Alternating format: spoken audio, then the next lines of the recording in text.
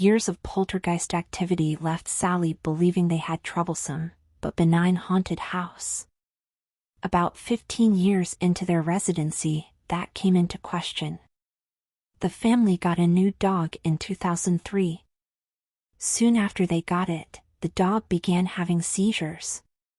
The veterinarian gave them a prescription for medicine to treat the seizures, but could not explain why they were happening. Around the same time, Sally's extended family were visiting for Christmas. About 10 people were gathered in the living room when Jim suddenly collapsed, breaking a cut glass bowl full of glass ornaments.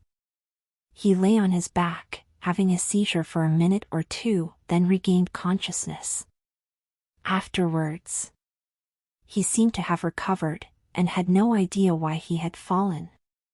A few minutes later, he again collapsed, this time falling backwards from a seated position.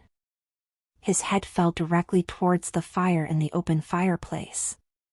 Fortunately, Sally's brother was there, and caught Jim's head, just as it was entering the fire. The doctor examined him, but had no idea why he had the seizures. A couple of years later, Sally herself had a seizure, in the hallway, just outside of her bedroom. Nobody found an explanation for her seizure either. No one in their family had ever previously had a seizure.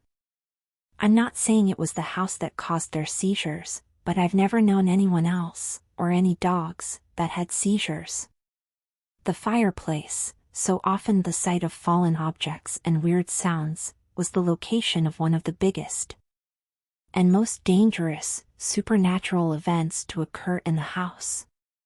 During the winter of 2013, while Sally was alone in the house, she was in the kitchen, and heard a very loud crash coming from the living room.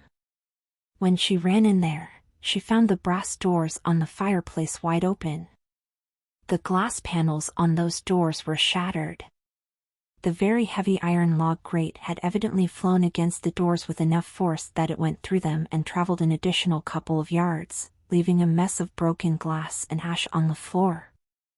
In order to do so, the grate would have had to lift itself up and over a metal lip at the front edge of the firebox, in defiance of gravity. Fortunately, there was no fire burning in the firebox at that time.